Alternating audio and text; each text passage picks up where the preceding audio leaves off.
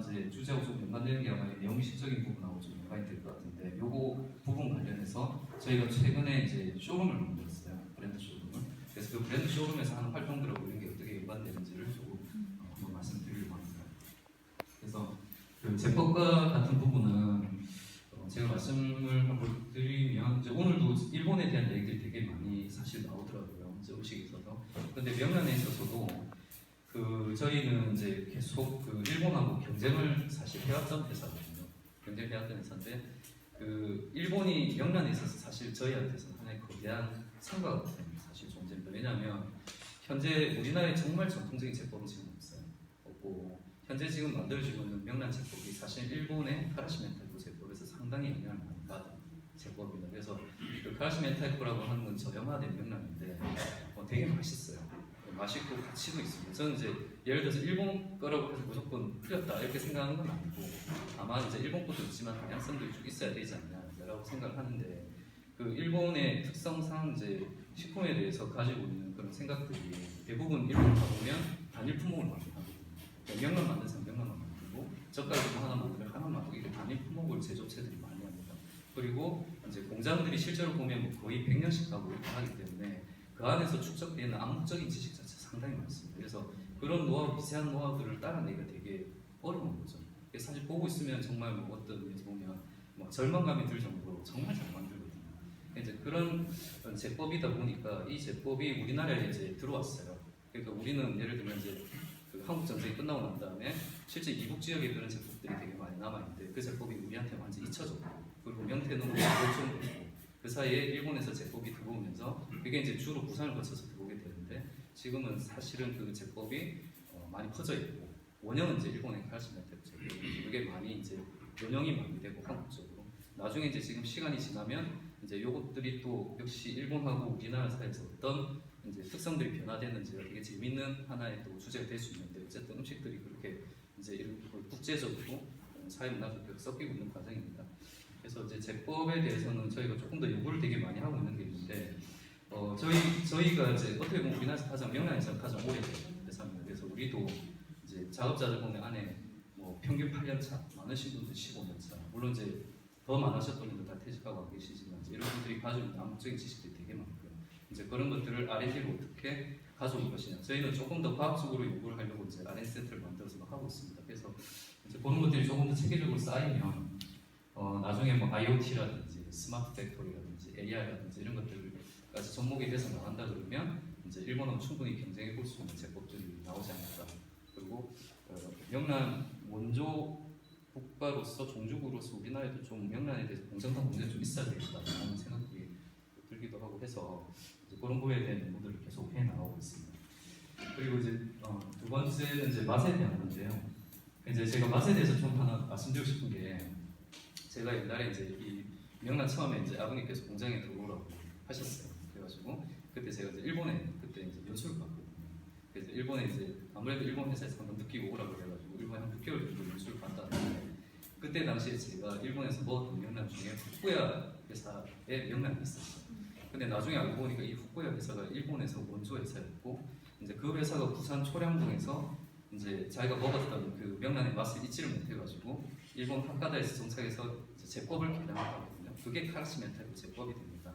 그게 제법이 돼서 일본에서 확산이 되고 시장이 거의 10배 이상 커지고 이제 그렇게 되는데, 명란이 너무 맛있는 거예요. 제가 먹었습니다. 그래서 그 명란이 너무 맛있어서 제 기억에 어떤 기억이 있냐면, 그 회사에서 이제 명란을 직접 만들어서 가져온 프로그램이 있었거든요. 그래서 아까 펌프 테이블하고 비슷한 그런 것 같은데, 팩토리에 가가지고 제가 직접 만들어서 가져오는데, 그걸 가져오는 내내 너무 행복한 거예요. 이게 정말 어떤 맛일지 되게 설레고 행복하고, 근데 이 명란이 또 냉장이 유지가 잘 돼야 그 맛이 나는데, 이걸 냉장 유지를 잘 못하고 친구가 그렇게 하면 화도 내게 되고, 그러니까 이 부분에 대한 민감성이 되게 생겼던 그 기억들이 있습니다. 그래서 그런 이제 가슴이 정말 설레었던 이제 그런 맛들을 어떻게 낼 것이냐, 그런 게 이제 사실 저희 식품회사 입장에서는 되게 하나의 큰 과제거든요.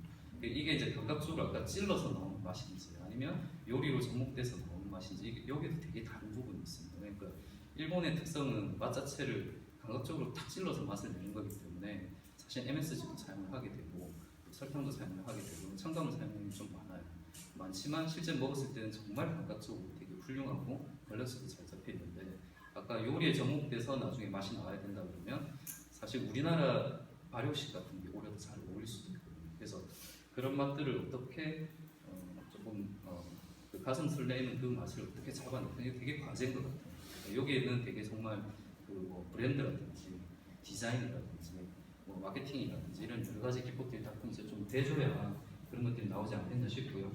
저희는 회사에서 저희 이제 R&D 센터를 만들 때 만만 연구원 연구원들을 딱 뽑았습니다. 그래서 그 부분에 대해서 계속 연구를 하고 있어요. 그래서 이제 좀 이런 가스프레의 맛들을 좀 어떻게 만들 것이냐 연구를 하고 있고 저희가 최근에 쇼룸을 만들어서 명란을 가지고 이런 여러 가지 다양한 요리적인 시도를 하고 있는데 지금 여기에 나와 있는 요리들은 제가 보기에는 명란에 있어서 우리나라에서는 가장 앞서 있는 사실 요리입니다. 어디에서도 사실 맛볼 수 있는 완성들이 있는 요리들이 계속 나오더라고요. 이제 저희가 아직 시장이 작기 때문에 이런 연구들을 많이 안 해가지고 이렇게 조금만 연구가 많이 나오는 거예요. 근데 이제 이런 바질 페스토에 있는 명란 이런 것들을 봤을 때 느껴지는 그런 맛들 있잖아요.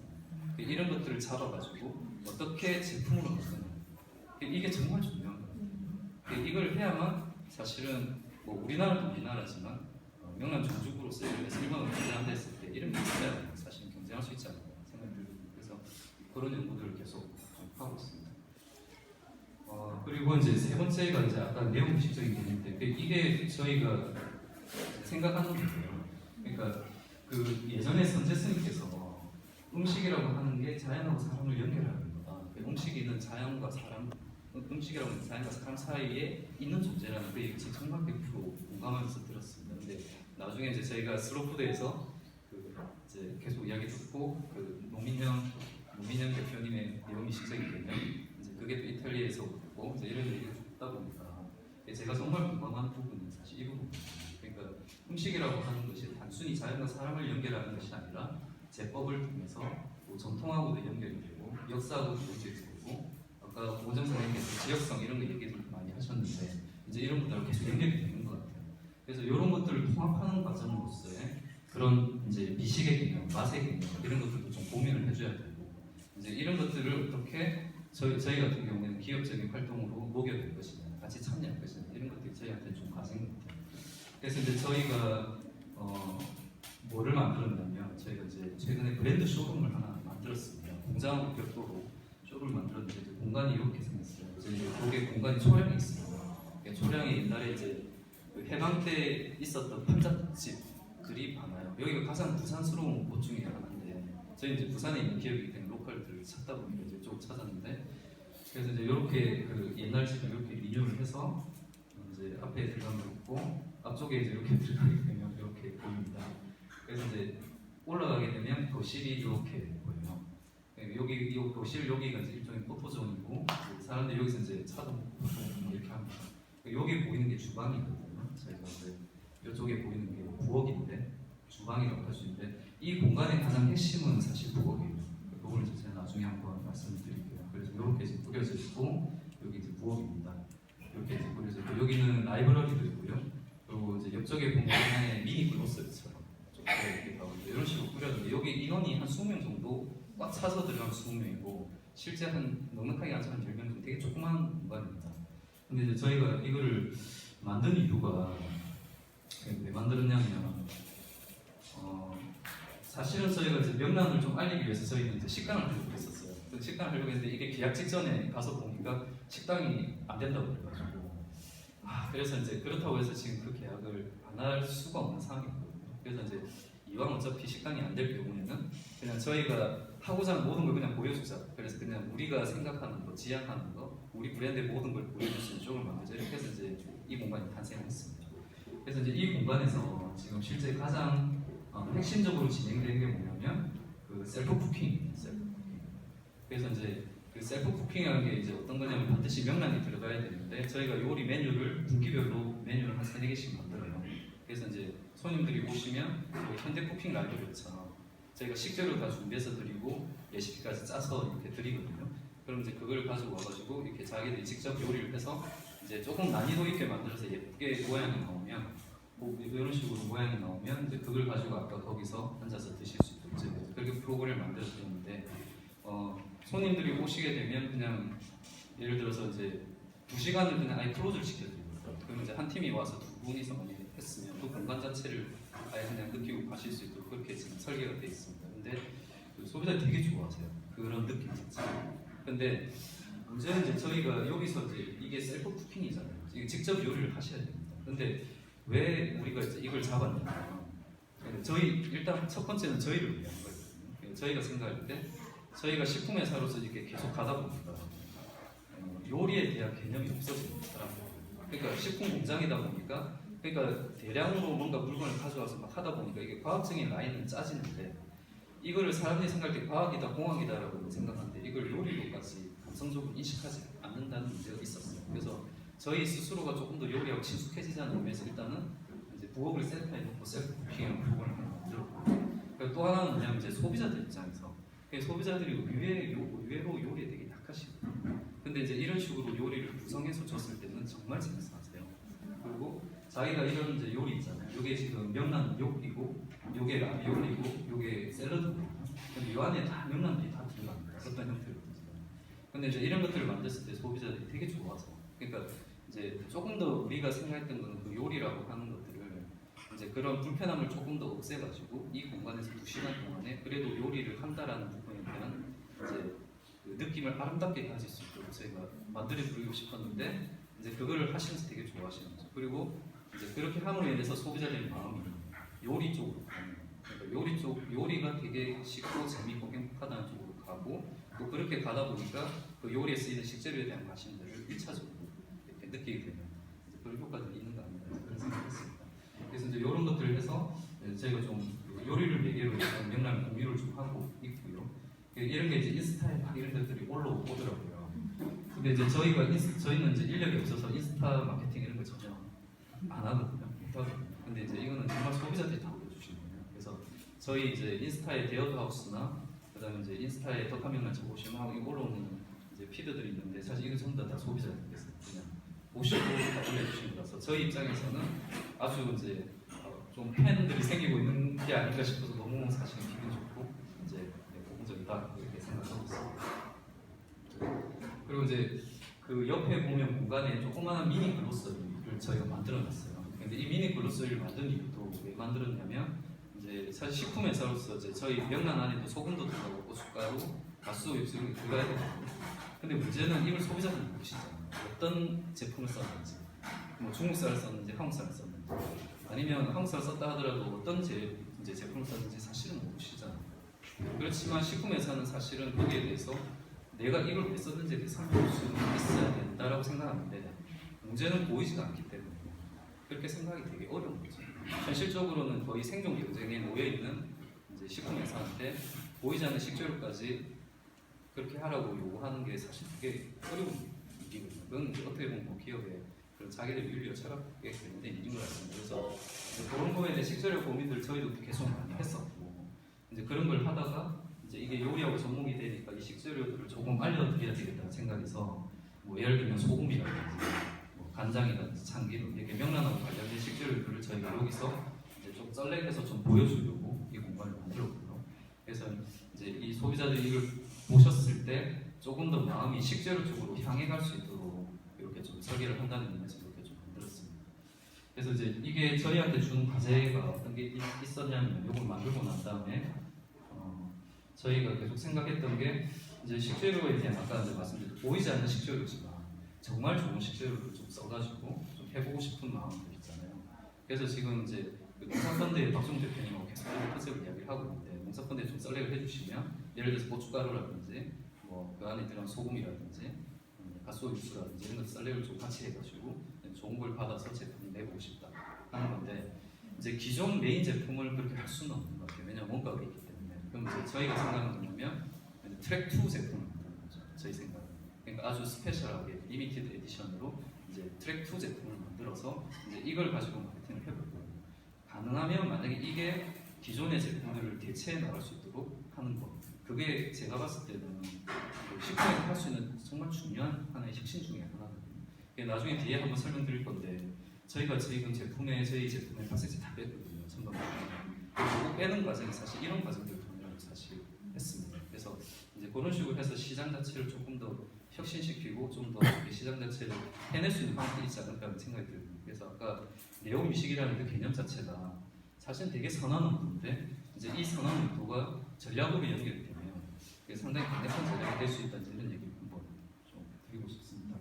그래서 이제 이렇게 지금 진행이 되고 있고, 요거는 이제 MSC 인증이라고 하는 건데 그 수산물에도 보면 명란이 잡힐 때 지금은 어장이 러시아하고 이제 미국의 베링에 이렇게 두 군데로 지금 양분이 되어 있는데 미국의 베링에 있는 업체들은 다 MSC 인증을 다 받습니다. MSC 인증이 뭐냐 그러면 지속가능업 인증입니다. 그러니까 이제 잡을 때 뭐 어구를 어떻게 써야 되고 뭐 이런 인증들이 다 있는 것 같더라고요. 그래서 그걸 다 받아서 오게 됩니다. 근데 미국은 대부분 다 업체들이 MS 인증을 다 받더라고요. 근데 러시아는 안 받아요. 그러니까 이게 이제 미국의 문화 자체가 계속 그 이제 소비자들이 그런 걸 계속 푸시를 하는 거죠. 그러니까 음식에 대해서 되게 안목이 까다롭고 친환경적인 소비자 많다 보니까 제조업체가 사실 인식 그거를 이제 받아들이지 않으면 되게 어려우니까 미국 업체들은 MS 인증 다 받고 그래서 조금이라도 이제 이런 부분들도 저희들이 조금 접목해서 이제 이런 제품들을 내서 시장에서 이제 이게 주류가 된다 했을 때 러시아 업체들이 그런 압력을 받게 되면 자기들도 MS 인증을 따게 될 것이고 그래 됐을 때는 이제 좀 더 이렇게 지속 가능한 형태로 가게 되지 않을까 라는 생각이 있습니다. 그래서 이제 그런 형태들로 제품들을 조금 만들어서 혁신을 좀 시켜볼까 이렇게 생각을 하고 있습니다. 그리고 이제 세 번째는 저희가 라이브러리를 넣어놨는데 이 라이브러리는 이 안에 이제 저희들이 책들이 있잖아요. 이게 이제 저희가 읽었던 책이라든지 아니면 읽고 있는 책이나 아니면 앞으로 읽어야 될 책들이나 학습해야 될 것도 있잖아요. 그래서 이제 안에 슬로푸드적인 개념이 있는 것도 되게 많습니다. 그리고 뭐 오보이처럼 이렇게 친환경적인 잡지도 있고 그래서 이제 그런 것들로 좀 썰레 계산에 음식에 관련된 편집샵 형태를 하나 만들고 이렇게 한 건데 이걸 매개로 해서 저희가 이제 생각하는 건 다양한 어떤 지적인 커뮤니티 활동들을 지금 계획을 하고 이것도 하고 있습니다. 그래서 뭐 음식 이제 부산은 서울하고 달리 되게 그 음식 인문학 강의라는 게 별로 없거든요. 그래서 이제 소규모지만 그래도 출장 오실 때 잘 연결해서 이런 음식 인문학 강의나 이런 것들도 지금 기획을 하고 있고 그리고 이제 이 안에서 여러 가지 뭐 쿠킹 클래스라든지 이제 그런 콜래보들 그 안에 있는 여러 이제 지역 그 활동가들하고 그런 콜래보들 이런 것들도 지금 저희들이 진행을 하고 있고 그리고 이제 저희 이제 이쪽 공간에서 저희 경영 스타디 뭐 이런 것도 해요. 그래서 이런 것들도 하면서 좀 더 이제 이런 지적인 공간을 좀 만들어가는 그런 노력을 하고 있습니다. 그래서 제가 드리고 싶은 게 아까 이제 제가 이제 말씀드리고 싶은 거는 저는 이제 공장으로서 할 수 있는 것이 우리가 아까 이제 네오 미식적인 개념에서 봤을 때 우리가 그 음식을 만드는 사람으로서 이제 우리는 과연 어디에 어떻게 기여할 수 있을까에 대한 그런 질문들을 진지하게 했을 때 이제 그런 질문들에 대한 답들이 오잖아요. 그거를 저희는 전략으로 삼아서 사실 가고 있습니다. 그래서 그게 사실 저희한테는 어떤 하나의 혁신 전략인데 사실 상당히 많아요. 이게 분량들이. 그래서 이제 그 사례를 하나 설명드리면 예를 들면 이제 이런 게 있습니다. 저희가 이게 농사꾼다고 했던 거거든요. 처음 이제 명란에 색상을 고정시키기 위해서 발색제가 들어갑니다. 그거는 일본식 제법의 특징이에요. 그러니까 이제 일본식 제품은 100%다 발색제 들어간다 봐야 돼요.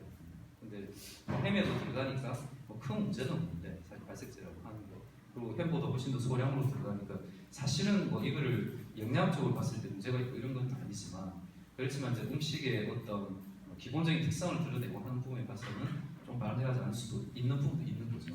그래서 보고에 대한 이슈 때문에 농사꾼들하고 같이 이걸 했어요. 처음에 이제 이게 한 1년 전에 이걸 했는데 이때 이제 되게 인기가 되게 좋아가지고 어찌됐든 되게 저희가 힘을 얻어서 이제 이 프로젝트 계속 밀고 나왔습니다. 그래서 밀고 나왔는데 최근에 이제 뭘 했냐면 그 크라우드 펀딩에서 이제 와디즈라고 여기가 넘버원이거든요. 여기하고 했을 때 정말 화제가 많이 됐었어요. 그래서 이제 와디즈하고 해서 이게 한번 되게 화제가 많이 됐는데 이걸 딱 보고 이제 저희 지금 메인 비즈니스 구조에서 가장 매출이 많은 데가 홈쇼핑하고 이마트거든요. 홈쇼핑에서 이걸 바꾸겠다고 그래서 홈쇼핑 바꿔봤어요. 홈쇼핑 바꾸니까 이마트 바꾸겠다고 또 바꿨습니다. 그래서 결국 지금 우리가 만든 제품 전부 다 발색제를 다 하는 거예요. 그래서 저희도 되게 놀랬거든요. 그래서 이제 우리가 조금만 더 예를 들어서 그 음식에 대한 암묵들이 또 까다로워져 이런 부분에 대한 요구들이 계속 축적이 되면 기존 시장까지 혁신될 수 있고 이 부분들을 누가 먼저 가져가거나 이게 사실은 하나의 되게 유용한 혁신적이 될 수 있겠다는 생각을 했습니다. 그래서 이제 이런 사례가 저희가 이제 생각에 아까 그 MSG 인증 마크를 붙이는 제품도 있고요. 이제 또 뭐 예를 들면 그 어떤 아까 이제 농사꾼다고 그런 식재료로 콜라보하는 그런 제품들 뭐 이런 것도 있고, 그 다음에 친환경 요즘 이제 포장재 되게 많잖아요. 그래서 그런 친환경 포장재 같은 것들을 어떻게 접목시키냐 이런 부분도 사실 있을 수 있고, 아까 이제 말씀드렸지만 우리가 잊혀져 있는 그런 전통적인 명란의 작법들을 복원해내는 거, 이제 그런 제품들. 사실 이런 쪽으로 나간다 했을 때 이건 정말 시장을 리딩할 수 있는, 제가 봤을 때 이제 혁신적인 제품이 나올 가능성이 있습니다. 근데 그 근원에 뭐가 있느냐라고 봤을 때 저는 네오미식적인 개념이 있다고 생각합니다. 그래서 지금 이제 우리가 생각하는 어떤 이제 책임을 다한다는 거잖아요. 음식인의 책임을 다한다는 분들이 비즈니스적으로 전략적으로 연결이 성공적으로 된다고 하면 시장 가치를 완전히 바꿔낼 수 있는 가능성이 있다라고 저는 잘 생각하고, 저는 사실 그렇게 하고 있습니다. 이건 누군가는 해야 되는 일이고, 그래서 이렇게 하는 것이 맞지 않을까라는 생각을 가지고 있습니다.